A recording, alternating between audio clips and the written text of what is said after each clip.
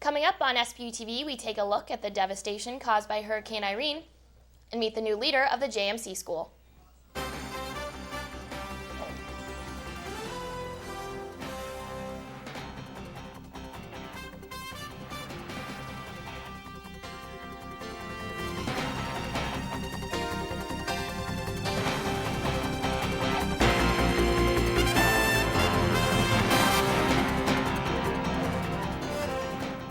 Hello and welcome to Sbu TV. I'm Shannon Shepard. And I'm Conor Mooney. Hurricane Irene managed to affect more than 55 million lives, including some Bonaventure students. Sbu TV's Brittany Whalley has the story. Winds, rain, and devastation. On August 24, 2011, a Category 3 hurricane with 115-mile-per-hour winds attacked the Bahamas and then made its way up the East Coast, killing approximately 44 people in 12 different states and leaving behind a $7 billion path of destruction. Prior to Irene's hit, extraordinary safety measures were taken. A state of emergency was called on behalf of North Carolina, Virginia, Maryland, Delaware, Pennsylvania, New Jersey, New York, and New England. Amtrak shut down trains for the weekend and many airports canceled flights, advising travelers to stay home. For the first time, New York City planned to shut down its entire mass transit and subway system, which began at noon on Saturday, the day before Irene hit the metropolitan area. What was supposed to be a week vacation to Florida for senior Justin Alvarez turned into an overextended stay. I couldn't return home due to Hurricane Irene. They delayed flights, too much flooding around there, so we couldn't really do much about it. We got pushed back to Wednesday was the earliest we could find a flight. It was really hectic, but what are you gonna do, you know? Although the storm has come to an end, the aftermath of Irene is hard to grasp. My home wasn't directly affected by the hurricane, but I know a lot of my friends who were evacuated, and I'm just very thankful that I was able to get home safe and sound. Severe power outages and extreme flooding continue to affect tens to thousands of people in Connecticut, New York, and New Jersey. According to the Insurance Information Institute, Hurricane Irene will be remembered as one of the top 10 costliest catastrophes in American history. For Sbu TV, I'm Brittany Whalley. Donations can be made online for the Hurricane Irene Relief Fund at www.disasterfunding.org/hurricanefunding. Sbu TV's Michael Colaianni got a chance to catch up with the new interim dean of Bonaventure School of Journalism. With the departure of Lee Coppola, St. Bonaventure University School of Journalism will be run by Interim Dean Pauline Hoffmann, who has her own goals during her tenure as the head of the journalism school. Absolutely get the strategic communication and digital media major on the table. I would love to say that we have looked at the journalism curriculum and made some changes in that arena too. Those are the two huge pieces that I would like to get accomplished. The interim dean should benefit from her time at St. Bonaventure, as she knows the campus and school well. I know the university. I'm a graduate too, so I know some of the history, but I know my colleagues, I know the politics and different things, and I know what needs to be done. Hoffmann believes that the biggest challenge she will face as dean will be adapting to her new position as an administrator in the journalism school. The hardest part, I think, is going to be working with my colleagues on a different level, because I'm used to dealing with them as colleagues, and now I'm the boss, and that might take some getting used to, not just for me, but also for them. Current journalism professor Paul Wieland believes that Dean Hoffmann has all the qualities to succeed in her new position. The best thing about her as a dean is that she cares, and she cares the way Lee Coppola cared. And the other great thing about Pauline is that she has a great sense of humor. While the School of Journalism is still looking for a permanent candidate, they are not alone, as the schools of business and education are also being run by interim deans this year. I'm Michael Colaianni, and this is Sbu TV. We'll talk to the two other interim deans in the coming weeks. With the new school year comes a change on a college campus. I had a chance to sit down with the new leader in University Ministries at St. Bonaventure. Last spring, the university announced they were reorganizing its University Ministries. This left an opening for Father Francis de Spigno to take the reins in the Merton Center. I want to learn and see what's here, and then build on that. Because as you mentioned, Bob Donius left a wonderful program and a wonderful spirit and a wonderful connection. Father Francis joins us in the Bonnet Bubble after leaving a director position at Holy Name Province in Maryland. He's only been here 2 months, but he says he already feels welcome on campus. The Franciscan spirit of welcome and hospitality has been overwhelming. So it's a great place to be. I've met some wonderful, wonderful people who really embody this Franciscan spirit that's so pervasive here on campus. And what is Father Francis looking forward to the most? I have to tell you that one of the crazy things, and people think I'm nuts, is I like snow. So I'm looking forward to the snow. For Sbu TV, I'm Shannon Shepard. Father Francis taught high school before deciding to become a friar. He also has an older brother who's a priest. Unacceptable noise levels, reduction in property value, and the effect on wildlife are just a few reasons many Allegheny residents are against the town's wind turbine project. Dan Mitchell has more. No! Vote no! Vote no! Olean and Allegheny residents gathered outside the Senior Center Monday night to protest the town's proposed Allegheny wind turbine project.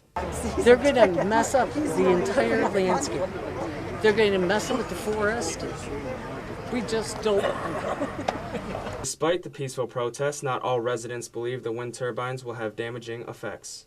I think that people need to open their eyes to new sources of energy, and every source of energy has a little bit of a downfall, but the positives outweigh the negatives, and there's no pollutants involved with wind energy, just as there aren't with solar energy. And birds are not going to fly into them. Birds are a little bit smarter than that. I wouldn't stick my face in a fan. Knapp Creek area is just one of the locations EverPower planned to place some of the 29 500-foot wind turbines. With a 4-to-1 vote from the town board in favor of the turbines, EverPower plans to begin construction within the next few weeks. It's an incredible economic impact for their community. The long term, we're going to hire up to 7 to 10 people to maintain and operate the wind farm. Plus, we figure it's approximately $2 million a year in local goods and services needed to operate and maintain the facility. That includes everything from cutting grass to oils and gas and lubricants for the turbines to just general office products. However, Chipmunk resident Ray Mossman feels the town board made the wrong decision. It's not going to be the same anymore. It's peaceful, quiet out here. That's the way we like it. I think the town board made their decision, and they don't care about us people at all up here, and I think they chased me right out of this valley, to tell you the truth. For Sbu TV, I'm Dan Mitchell. EverPower plans to have the wind turbine construction finished within 14 months.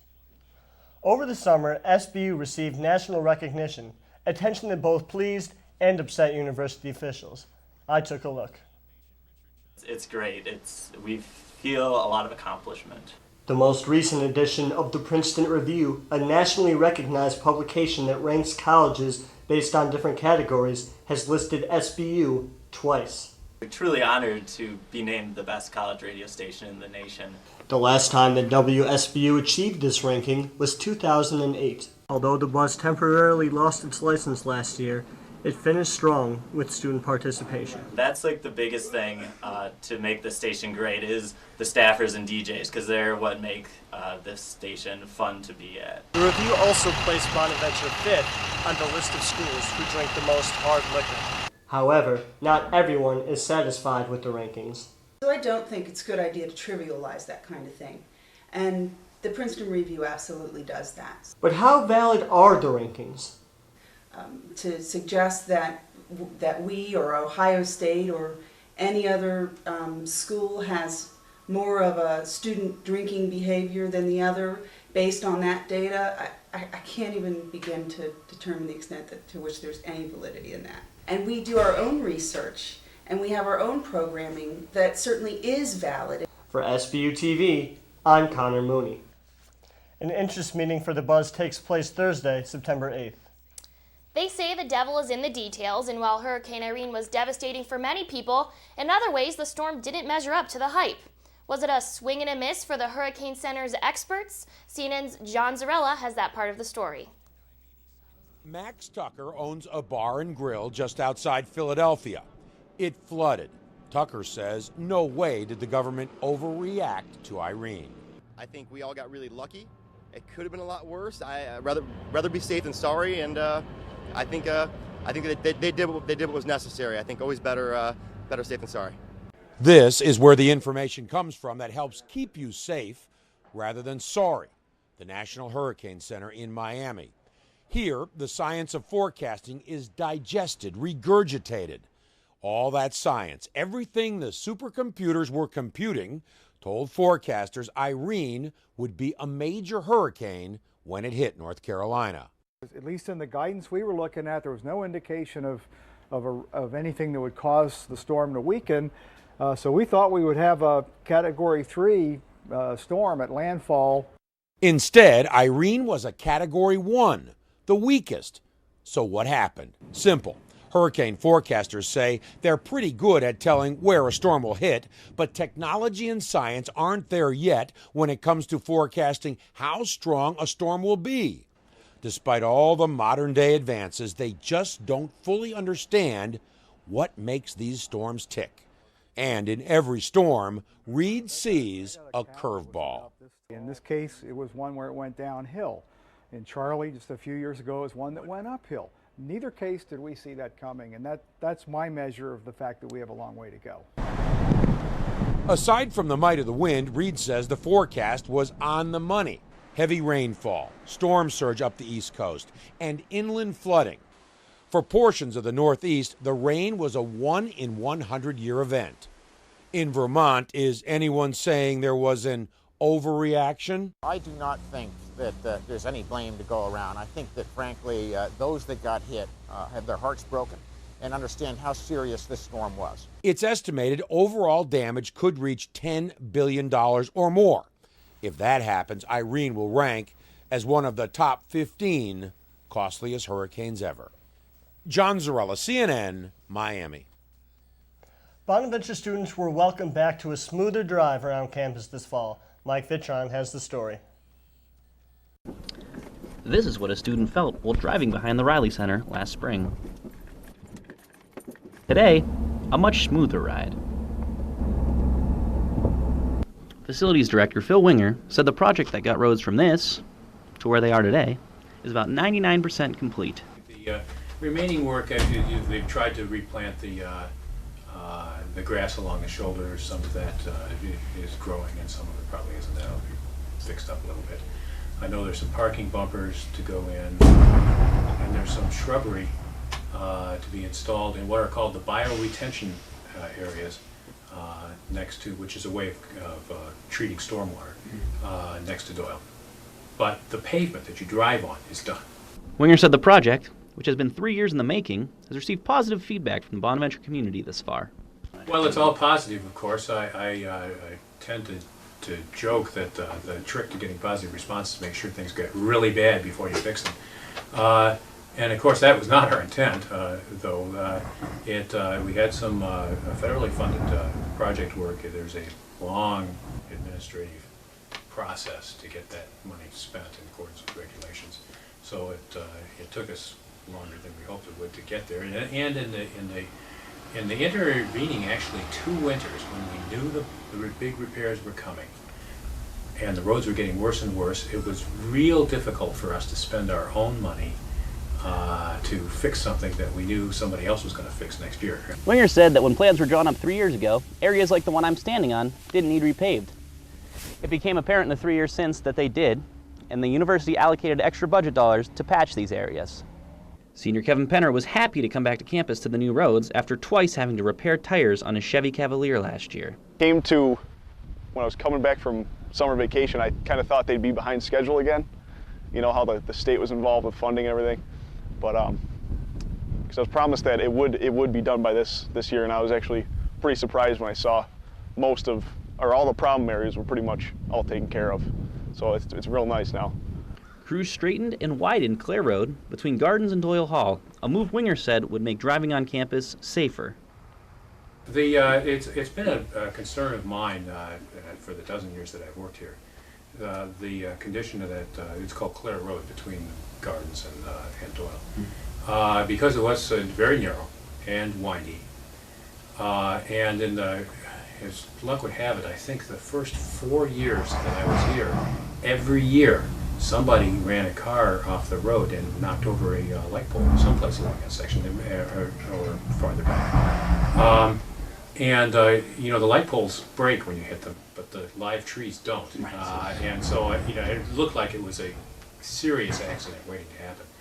So we straightened it out. I do hear comments that say, well, now people are going to drive even faster. And my reply is that we've made it 3 times as safe, so if they only drive twice as fast, we'll be ahead.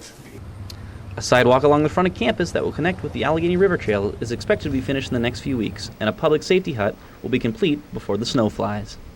For SBU TV, I'm Mike Vitron. The security hut will offer students a warm place while walking across campus this winter. Building long-lasting relationships is one of the most important parts of the college experience. For the 393 commuter students, this may be harder. I think it's kind of up to the individual. Like, if you want to make friends, clearly you're going to meet people, make friends. For some students, it's not that simple. Most of the commuter students I talked to just felt like they weren't fitting in, that they weren't making friends, that they didn't have that connection that the other students at St. Bonaventure had. So we took that to heart and tried to figure out a way to help them. They helped them by opening up a commuter student lounge. So that's nice that they dedicated that for the commuter students specifically. The Student Commuter Lounge features a comfortable gathering space, television, microwave, wireless computer access, and lockers for daily storage of personal items. If they put all this money and effort into making it, I'll have to go over and check it out for sure. A Veterans Lounge was also opened for students who served in the military. They need a place where they can meet as a group, share experiences because they have such a common background. Every year there are around 25 to 30 veteran students. For SBU TV, I'm Megan Sudore. Both lounges are located on the 2nd floor of the Riley Center and are open from 6 a.m. to midnight. Coming up on SBU TV, we take a look at the men's soccer team. There's a lot of talk out on the street about his mother, your mother, their mother.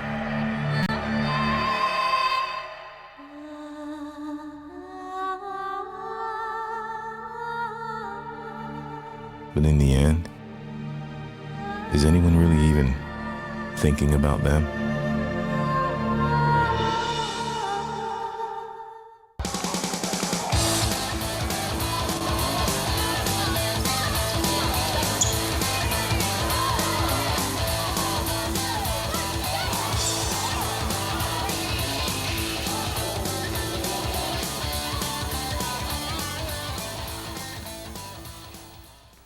The St. Bonaventure men's soccer team is aiming for its 3rd consecutive trip to the Atlantic 10 tournament this season. After opening the 2011 season with losses to Buffalo and Niagara last weekend, the young Bonnies hope to develop a better chemistry as non-conference play continues. Tyler Diedrich has the story. The Bonnies kicked off the 2011 season at home August 26th against Buffalo. They had several chances early, but were unable to connect. UB took advantage of Bonnie's defensive lapses to score 2 first-half goals before adding a 3rd late in the game en route to a 3-0 victory. It was a frustrating day all around for Coach Mel Mailer and the Bonnies, who outshot UB 16-7. You know, you have to put away your chances. If we do that early on, it's a different ballgame. Finishing shots isn't Mailer's primary concern, though. We need to get better defensively, plain and simple. I'm not worried about the attack right now. We're creating chances to score. That will come. We need to be able to keep the ball at the back of the net. But perhaps the biggest challenge affecting the Bonnies is youth. 27 of the team's 31 players are either freshmen or sophomores. Yeah, it's a turnstile of players coming and going. The non-conference schedule is set up for us to experiment, to move players around. It's good competition. It'll prepare us for the A10, and hopefully by the time we kick off against Duquesne on October 7th, that Friday night, we'll have a lineup pretty much set. For SBU TV, I'm Tyler Diedrich. The Bonnies are in Harrisonburg, Virginia this weekend to face UNC Asheville and Florida Atlantic in the James Madison tournament. The Bonaventure Outlaws are preparing to take the field on September 10th for the season opener. Kate Glennon has the story. The saying goes, don't get mad, get even, and that's exactly what the Outlaws, St. Bonaventure's men's rugby team, plans to do. After a tough 22-20 loss last fall against the Syracuse Hammerheads, St. Bonaventure defeated Syracuse in the Carrier Dome during their spring season. The Outlaws are looking to come back with a vengeance to win the rubber match when they face Syracuse again for their season opener. Many of the players joined club teams over the summer to intensify their training and get in better shape for the upcoming season. Others, such as freshman Evan Meister, are still adjusting to the jump between high school and college athletics. It's a very big transition from high school to St. Bonnie's. There's a lot more work ethic and you have to be more independent on yourself, make sure you're always at practice and working your best out, inside and out of practice. And it's just a much tougher competition. Behind me, the Outlaws have incorporated circuit training into their workout in order to prepare themselves for next week's match. Although the Outlaws lost 4 seniors, they have gained 14 freshmen who are adding a competitive edge to the team's lineup. The freshmen this year are a great group of guys. They're working really hard. At the very least, they're pushing guys on that already have A-side positions to keep them, and a lot of them are actually winning positions and contributing to the team directly. For Sbu TV, I'm Kate Glennon. The day will open with an 11 a.m. prayer service at the memorial outside Plasman Hall dedicated to the late rugby player Rob Peraza and others who lost their lives on September 11th. The A-side match will kick off at 1 p.m. That's all this week for Sbu TV. I'm Shannon Shepard. And I'm Conor Mooney. For all of us here in the Coop Lab, thanks for watching.